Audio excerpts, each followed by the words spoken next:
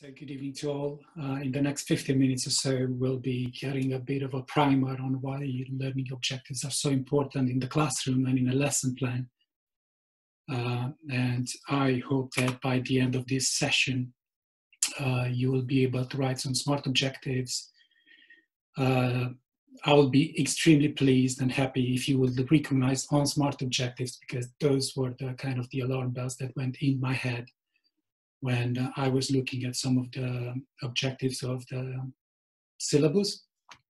And I would be very happy if you can make a distinction between a learning objective and a training activity. So why is it so important? Where would you go? Well, if you recall this scene from Alice in Wonderland,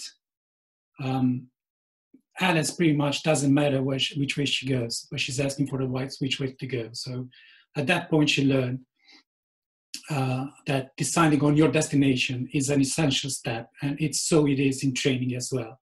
So if you're not careful, you and your students might walk a long distance without getting anywhere. So that's why learning objectives are kind of the pillars of your learning event. They are indicators that allow you to measure whether the participants mastered the required skills and knowledge to the desired level.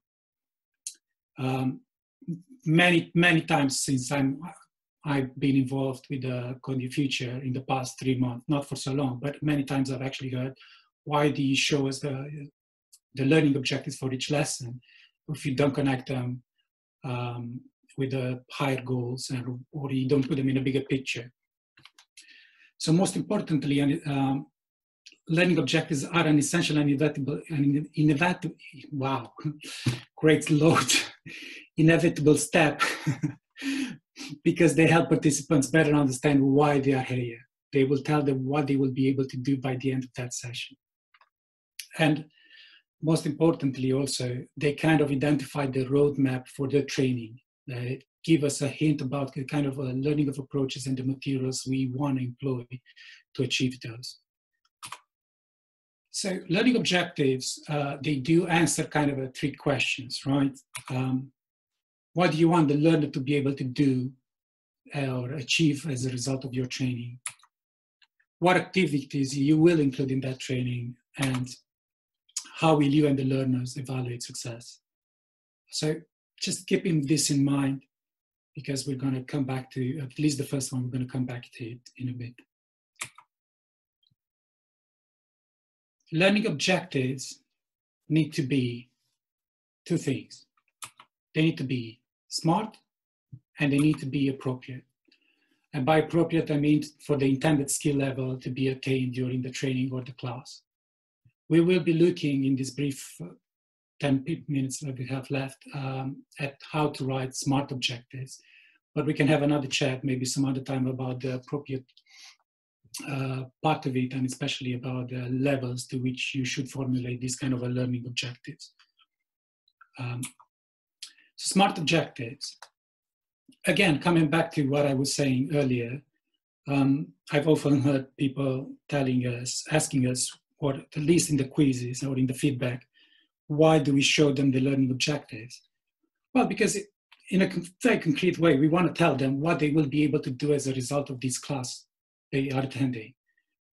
But if we don't make it very specific, or we don't make it very clear, that's rather going to confuse them. So what does SMART mean? SMART is a mnemonic, it's an acronym if you want, and it stands for, I'm sure you most of them heard about it, but it stands for specific, measurable, achievable, relevant, time-bound.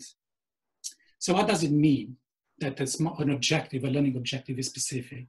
It means that it uses an action verb that describes the behavior precisely. What does it mean that it's measurable? It means that you're going to use an action verb that it's clearly visible, it's measurable, you can quantify it. What does it mean that a learning objective is achievable? It means that given your circumstances and the resources you have, the time, the human resources, the materials, you will be able to deliver. What does it mean that the learning objective is relevant? Well, that it speaks to the needs of the student, that it's relevant for them on the job market afterwards. And what does it mean that a learning objective should be time bound? It means that you're providing a realistic time frame. So if you teach something, make sure that it's available to them immediately. Don't teach something today and tell them, well, you're going to be using this in module 3 in about a month from now. We shouldn't be doing that. So now that we know what smart objectives are, let's try to look a bit on how we create this and break this down a bit, this smart objective idea. So how we can do in here is we can, oops, sorry.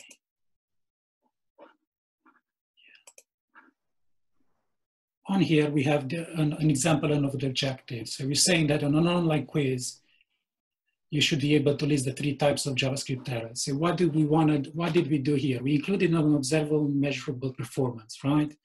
That is, list the types of JavaScript errors. So you either are able to do that or not, you're able to list. So we are including a conditions of performance. In this case is where, how.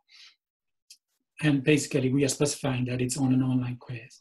And we are including a measure of success. So if a student can list all the 3 types, we're saying that, okay, that is one objective that we were able to think of. The other one, for example, I just came up with the last night, on a weekly homework exercise, a student should be able to apply the map method to an array of objects to modify certain values. Again, it's the observable, measurable performance is quite specific. They should be able to apply the map method. They should know the syntax. They should know where everything goes. And they should be able to recognize an array of objects, obviously. And we will be able to look at this once they submit their homework, right? And we can verify that it's correct, whether the required values of an array of objects are modified, or also whether the correct syntax has been applied. And, okay. So you might ask yourself, how can I write smart objectives? Well, you can take some steps. I've already alluded to this idea, but I'm going to repeat it. You need to use action verbs that are measurable. I'm not going to go into details, but you can think about verbs like apply, create, illustrate, demonstrate, read, recite, recall.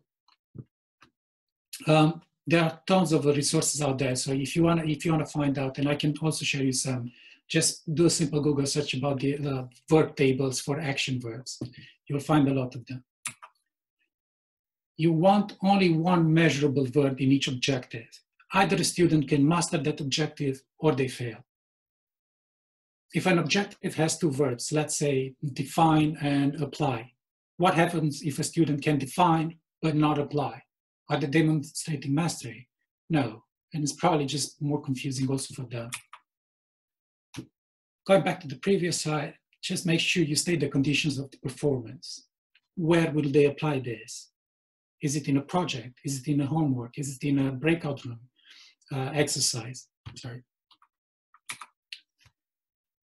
And include the criteria or standards for measuring acceptable or desired level of performance. Again, you should be very specific about what will you measure. Listing the 3 types of JavaScript errors, for example. Another way of writing smart learning objective is by avoiding some common pitfalls. So I'm just going to show you an example. Can someone of you tell me why this is not a smart example?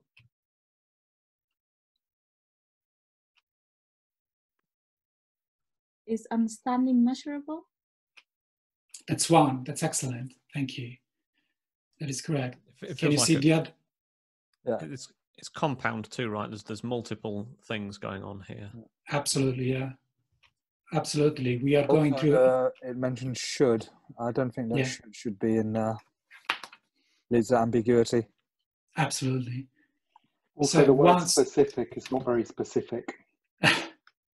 Yeah, exactly. So there is a bunch of issues wrong with this objective, and it's actually coming from the syllabus. But one is understand is not a measurable verb. It's not an action verb. It's actually a concept.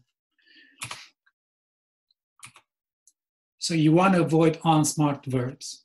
Verbs like appreciate, comprehend, and understand. And why are these unsmart? Because they do not tell you or the student what they're supposed to be able to do. They do not describe observable, quantifiable actions. For example, understand is a concept, not a do. How will you know when a student possesses the skill to access a DOM element? When they can demonstrate in a homework, on a project, on a quiz, right? Another thing that you don't want to do is you don't want to conflate a learning objective with an activity, right? So if you do an activity during the learning process or during the classes, like watching a video or read an article or practice with a tool, that is not an objective. That's an exercise. So just make sure you don't mix the two. But overall, if it's not possible to write a more precise objective, to be very concise, very specific, then probably that objective can be eliminated. Or what you can do when writing and revising a learning objective is you can brainstorm all your ideas, put down your thoughts, bounce those from your fellow colleagues, from your fellow education volunteers, or from the students themselves. Remember to differentiate between a learning objective and a training activity. Double check the action verbs. Make sure that they are smart, they are clearly measurable and quantifiable, and they are not concepts. Check whether you included the circumstances under which the learners will perform the objectives, or it might be left out.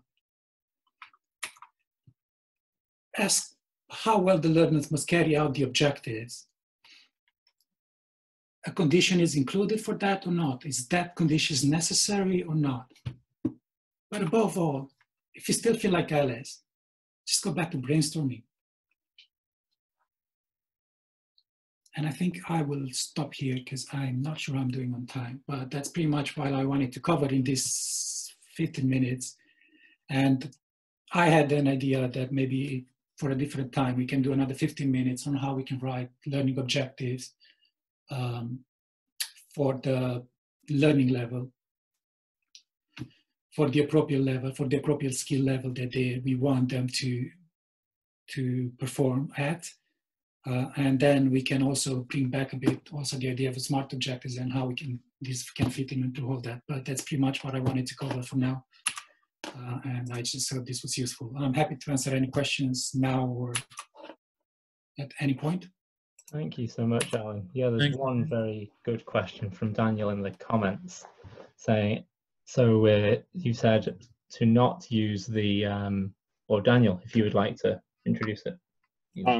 Sure. So I've had a lot of experiences where we've taught students something and they've been able to then apply that. They've been able to like copy the pattern, but they've not fully understood why we're doing that. Like they've not been able to identify like other situations where we'd use that pattern, or they couldn't explain like why and how.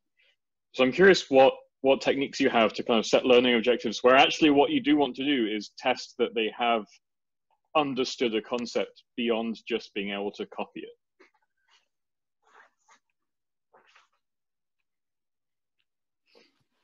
I think, well, starting from the idea of a smart objective that is measurable, we can make sure that what we're teaching them and the way they apply that, it's observable, measurable. And that you can do it not only from copying and applying the examples in class from the solutions we provided to in-class exercises, but also the way they can perform on a project, also the way they perform on a test. And I'm not saying here on a pass or fail test, but simply checking their understanding. So it's not something you can do in one single way. And I'd recommend doing that in one point of evaluation, but multiple assessments. And the other thing we can do is that we need to check this in times, because there is this curve of forgetting. forgetfulness that it kind of kicks in over time. And as long as we don't go back and try to make sure that they kind of can recall concept, they can apply this consistently, it's a bit difficult to,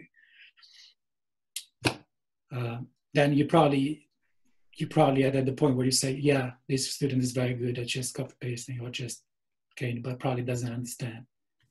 I think for me, it's almost around how much structure somebody needs to recreate it. Right, there's a big step between, to use the map example that Alin was showing, right, there's a big step between can fill in the right body to the map callback to, given an array in a task, can figure out that they're supposed to apply map to that and how to do it. Yeah, absolutely. That was maybe too big of a project, of an objective. You can even break it down even into smaller chunks. It would be even better, even clearer for them. Oh yeah, for folks who are not familiar with that thing, I just dropped in the chat. Shuhari is quite common in martial arts as a like an idea of one way that you can gain expertise. So Shu is the, you know, that initial sort of wax on, wax off, like you're mechanically doing something because you've been told to. Right, a punch starts at the hip and goes forward, and you twist, and you, right, and you do that, and you don't really understand why. And as you gain mastery, it's really understanding more of the principles behind what you're doing. So, for example, I practiced Taekwondo when I was younger, and initially you just do the sets of patterns that you're told to do, and then you start to understand that actually there's a structure to these things, and that structure is that you're being attacked from multiple different directions, and you're trying to deal with these people in turn. And then Re is getting to mastery where you can improvise, right? That would be coming up with your own patterns and understanding the principles enough to even know when you can break the rules that you've been taught. This is what I was saying, that probably a follow-up session would be good because we need to talk about the levels, the kind of levels we want them to perform. And there are a lot of theories out there and a lot of principles. You probably might have heard, some of you, about this Bloom taxonomy of levels of learning, which goes to 6 levels of learning. And one of them is understanding. The bottom one is understanding, which is the one where we want them to make sure that they recall, they can recite and list whatever they learn. But the whole idea goes that if you don't understand something, you cannot apply it. You cannot apply it, you cannot evaluate it. And you cannot evaluate it, you cannot basically create new content. We were talking about this work in the context of career development, and someone dropped this video as an example of like ascending to mastery when what you're doing is intuitive. You don't have to think about the physical process by which you're doing it, and you know when and how to break the rules and how to improvise around it. Where what everyone else is so this is a clip of driving from Baby Driver. Like, he's not thinking about indicating or changing gears. He's thinking about a whole different level of what is happening right now, and that's what mastery looks like.